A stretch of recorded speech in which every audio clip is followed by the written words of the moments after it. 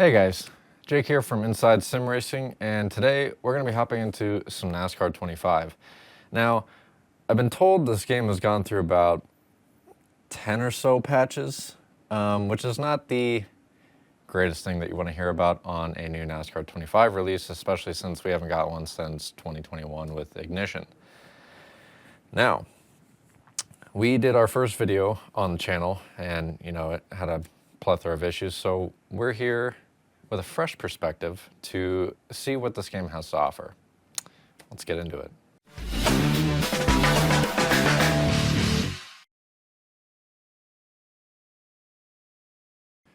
So, loading up into the NASCAR 25 menu, the first thing you might notice is there's no music.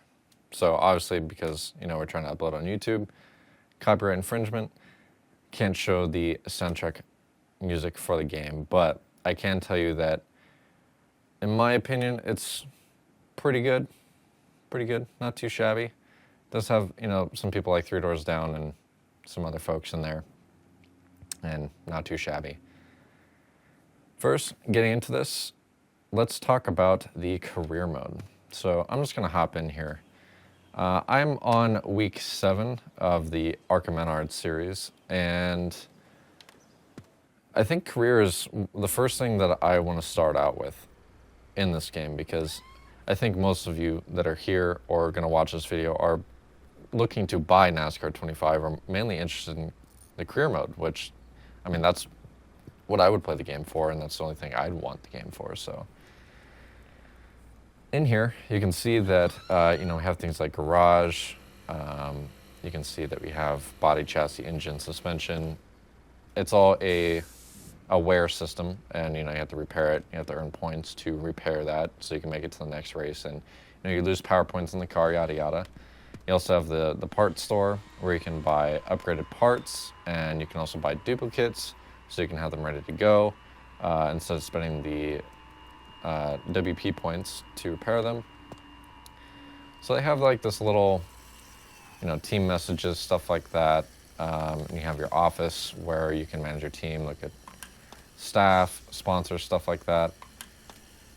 And it's a cool system, and I like it. But the first thing I want to get off my chest in this review, or whatever you'd like to call this,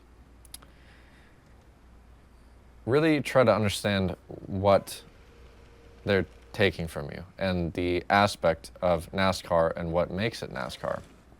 Now, if none of you have ever played NASCAR 2004 Thunder on PS2 or PC, you can find an emulation of it, and it is out there. But I'd recommend that you really look for that game and understand what they're taking away from you in this game. There's so many features that should be prevalent in a NASCAR game and what makes it a NASCAR game, and not just driving around in circles with cars belonging to names and some cool liveries. There's so much more to this, and I feel like this game really doesn't have a lot of life to it in the career mode, and I feel like that's where most people are going to have their fun and really want to play this game. There are certain things like, I'll even show you clips. There's NASCAR 2004 Thunder, like I said. They have an extensive list of things that you can do in career mode, ranging from you can actually manage your crew staff, you can manage your team staff, so you have things like tire changes for your all 4 corners, you have a gas man, you have a jack man, you have all those kinds of things, and then you also have your engine builder, your fabricator, all these other things. All those characters in that career mode, unlike in here, if you look under office and staff, you have management level, crew chief, agent, PR manager, mechanic. Okay, cool. But all the characters in NASCAR 2004 had happiness levels. They had different salaries that they take out per month throughout the season in the game. There's a whole ecosystem on a game that came out in 2003. 2003, think about that. It has been 22 years. And this game, while, it had a short development time, 10 months, there's so many things that they could have pulled from it to create a better ecosystem for this game and really bring it to life. It really says a lot about a game that can't get it right, even when a game from 2003 can do everything better than this game and more. And, you know, look like a potato. Let's be honest, 2004 Thunder looks like a potato, but it's a good potato. It's a really good potato. There's a whole lack of depth in all of this, and ranging from the sponsors. I mean, sure, you get $2,800 a race for a top 15, and you know, you can work your way up and get better sponsors, yada yada. You know, you got staff, you got the overview, cool. But where are the layers to this? There needs to be layers. And what is the point of spending money on this game when you can just play a game for free that did it better 22 years ago? That's all I want to get off my chest. Overall, the game, the graphics aren't bad. You know, I would say it leaves a lot on the table. Let's just hop into a race here really quick. It leaves a lot on the table, but the graphics aren't necessarily bad. Overall, visually, it looks okay. I will say that there are a lot of games that even on the Xbox One, the original Xbox One, look just as good as this game, if not better. But that doesn't mean that the graphics are bad in this game. And just, I think there's a lot on the table for this game to do. Whether it be graphics, sound, anything. And this is a game that I would like to enjoy, like I enjoyed 2004 Thunder, but that is a tall order. Let's get into this here.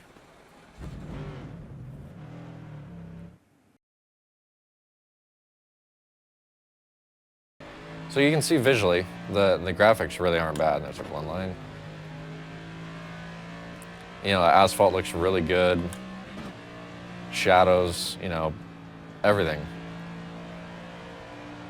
It's a lot to take in, but you know, overall it looks good, like people in the stands, stuff like that. But even though the graphics look good in this game, you know, I tell everybody this: graphics are very subjective to opinion, because I don't think graphics are subject to just visually. You know, there's a lot of things that go to graphics, like environment, how it makes you feel, how you perceive it, and just the overall flow of how everything works together in unison. And on paper, this game looks great, but I think overall, together, it does not. I feel like there's a lot of character missing in this game. If you look at, and I'm going to reference 2004 Thunder a lot throughout this video, and that's for damn good reason. 2004 Thunder looked like a potato, like I said, but again, it was a good potato. Everything about the environment in 2004 Thunder felt natural, felt fluid. Everything made sense, and you know, you could throw it up to bias and personal opinion, which is completely okay, but you have to understand what they were doing right back in the day and what they should be doing right and better nowadays. They have all the tools available to do this stuff right. But graphically, on paper, it looks great, but it's one of those things where this is the best way I can summarize it. If you've ever seen somebody have a really old, beautiful house, or buy a really old, beautiful house, and you know, it has just this beautiful wood, just beautiful architecture, just beautiful shapes and all that stuff, but they come through, bash stuff, makes everything look super minimalistic and simple, and they paint everything white. That's basically what this game feels like in the sense of what they're trying to achieve and how it stacks up to older titles.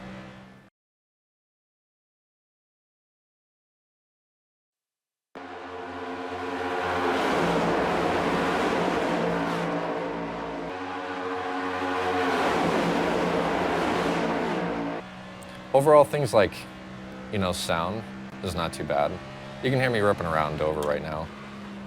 And the sound isn't bad. This is a cup car. And the sounds are definitely a lot better. Like if you look back at, you know, the old Heat games, like those sounds were, I'm gonna be honest, they were awful. And I honestly think they did a much better job with the sounds in this game compared to the older titles. I definitely wouldn't say it's perfect, but it's a step in the right direction. I would like to hear more different audio sounds, differing between like the ARCA cars and like, you know, the Cup cars and the Xfinity cars. They all sound the same. They're all the same. You know, all the cars belonging to a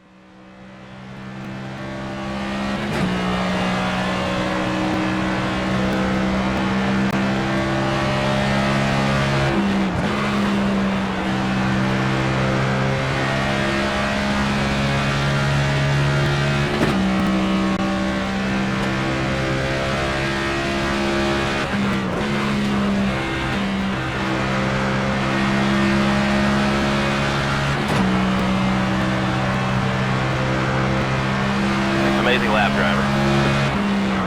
certain subject, like the Cup Series, and they all sound the same. That's one thing, but you know, them all sounding the same between the trucks, the ARCA cars, the Cup cars, the Xfinity cars, it's just like you gotta flush it out just a little bit.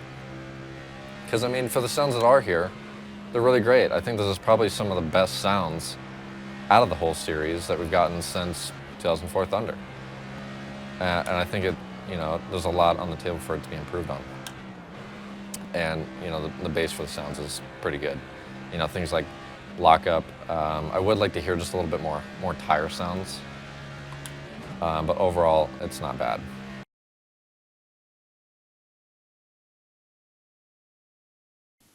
I would just like to quickly interject here before we get into the force feedback.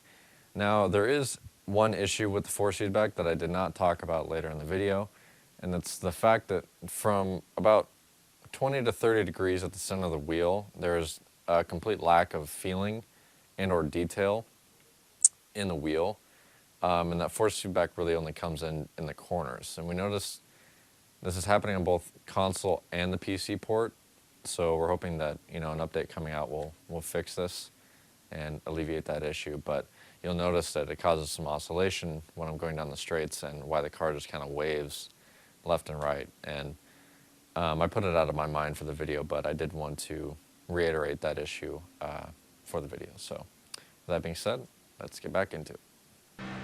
You'll notice, I'm pretty sure you can see with that camera the force feedback in this game. It's one of those things where, you know, they have fixed it, they have updated it, and I'll give them the benefit of the doubt. But I really do feel like this is a really, at least on the PC, I think it was a really bad port. On the console, you know, we haven't had the opportunity to test a whole bunch of wheels, but at least with the RS50 I'm driving right now, honestly, doesn't feel that bad. You know, I think this is the best force feedback that they've ever had in any other title. You know, and it's easy to say because, you know, the last title they've had was, you know, NASCAR 21 Ignition, but the force feedback in this game is definitely not bad, and especially for, you know, a console enjoyer. You'd be really hard pressed to find any other title on the console that has force feedback that feels this good, and this is, you know, after the updates and stuff like that. The RS50 feels pretty dang good. You know, I still feel like the force feedback has a lot to leave on the table, but again, I think it's a step in the right direction, and, you know, it's something that can easily be improved on, and it already has, you know, with all the updates. So as I see more progressions, I think it'll get even better. And, you know, I mean, I got this force feedback maxed out, and just the laps I've been doing with you on the camera right now, you know, I'm feeling this in my arms. Like, it's pretty strong, and it's pretty prevalent. And it's pretty enjoyable to drive, I will say. And leading into that, you know, with the physics and stuff like that, you know, I can't say enough about it. You know, NASCAR games have always just had kind of, I mean, even on 2004 Thunder, they were really good, mind you, but you've never seen physics like you've seen in NASCAR 25, at least in terms of NASCAR. The physics are pretty good, and you know, there's certain things that I feel like are left on the table, like, you know, being able to feel the tire roll and like slip angle and like how the car really pushes into the corners and the banking. But overall, out of like all the different titles that they've ever had, this is probably some of the best force feedback and physics I've felt. And I think it's a really good basis to build off of, especially if they keep updating the game. I think it could be really, really damn good. The other parts that kind of make me, you know, Clear inside. again, I really want to like this game, but the things that really do it for me is just the environment. And, you know, the damage model on this is just completely lackluster. I mean, here, I'll just throw it into a wall here. I mean, it's just, there's really no damage model. The cars don't really get hurt. You know, on the career mode, Up high. Clear outside. you know, like right now, I can feel like a little bit of, oh, and he's getting loose. You know, I can feel like a little bit of resistance in the wheel, like there might have actually been, you know, damage. But overall, like the car model damage and just things that can happen in an event on course just aren't there. You know, NASCAR 2004 Thunder, and you're probably gonna get real tired of me saying that, but it is the goalpost. And it really shouldn't even be a goalpost, it should be a standard, and it should be built upon. Especially with NASCAR. I mean, it's things like the damage model is just not there. There's no tire punctures, there's no losing an engine, there's no anything. NASCAR 2004, you know, you could rip somebody's rear bumper off, come around the next lap, and if nobody's seen it and there hasn't been a caution yet, you can run it over and puncture your tire and or ruin your front end and, you know, bone your race. Little things like that are super important to NASCAR and I think are really vital. And, you know, it just not having that is kind of sad. And like, even like pit stops, I wonder if I can get in here for you. Get down in the pit stop. You know, it brings you into a cutscene, which is fine. You know, you can change your cameras coming into here, but while I'm going to the pits here, I'm going to show you a clip from NASCAR 2004 Thunder, and I'm going to show you how it's done.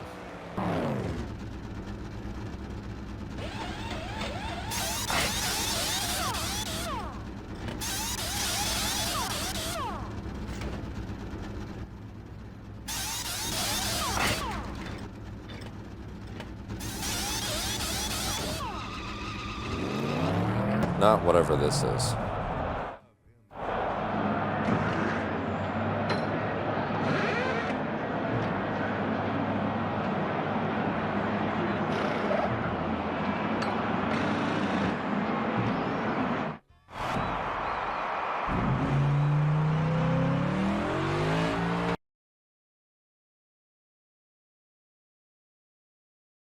So let's hop into the race here and talk a little bit about the AI. Now, in this game, I don't think the AI is necessarily bad, and I don't necessarily think it's good either. I think it's pretty okay.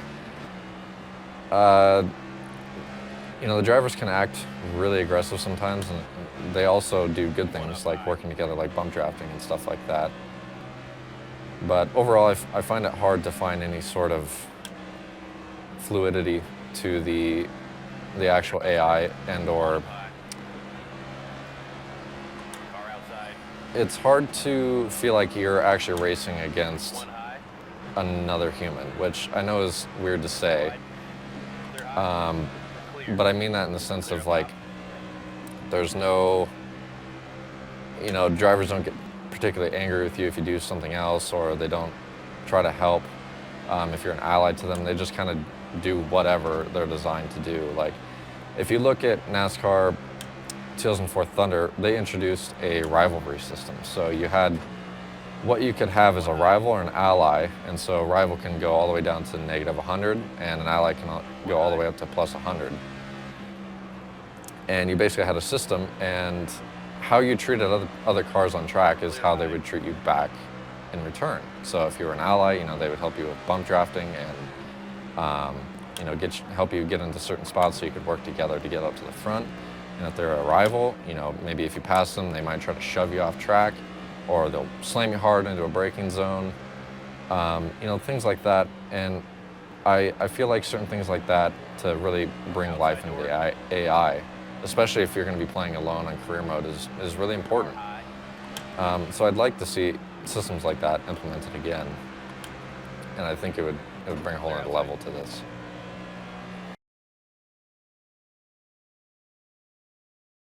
Another thing I'd like to talk about is the lack of overall challenges or license challenges, or just collectibles or anything.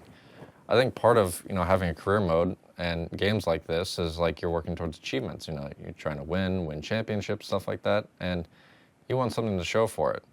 And it's not that I don't have anything in this game, but the lack of life in this game is really prevalent. And for example, in NASCAR 2004, you had things like a Thunder license and a Thunder challenge.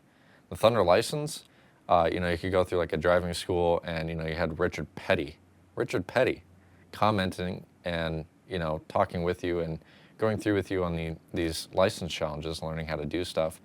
And you also had like the Thunder challenge, where you can do certain challenges with certain people and unlock legendary drivers or new tracks or Thunder licenses, collectibles, things like that. You had like the speed zone, where you could you had like scenarios, and from like 2002, 2003 Winston Cup, certain scenarios like where you underdog, where they had certain situations on like some of the legends, like Jeff Gordon or Jimmy Johnson, other people like that, working their way to the top, and they put you in these scenarios, and they were the challenges, and they you could do those challenges and play out those scenarios, which is a really cool way to like bring life into the game. And you bring all these legends in to talk to you and like provide commentary and all these other things. And there's just nothing like that. I don't feel like there's anything to work for. There's nothing to really incentivize you to want to play the game, and it doesn't feel like there's really any life in the game. On the older game, NASCAR 2004 Thunder, if you want to race, you basically, you'd finish, and right after that, they would put you right at the finish line, and they'd tell you to celebrate, and you could basically just do Brodies for as long as you wanted until you wanted to finish up. And they also had a victory lane, so you had like this whole cutscene with your car coming into victory lane, and you're spraying champagne and doing all this other stuff. Like, this is NASCAR 25. We are in 2025. You're telling me that when I win a race in this game, there's no victory lane, there's no celebrations for like winning the race, there's no anything like that? I feel like this game has really good legs to stand on. And I gotta give leniency to only 10 months of development time, but what are we in a rush for? Like, really just take a step back and like try to take the time to make a good game. I feel like this game has such a great foundation to build on, and you're just releasing it haphazardly.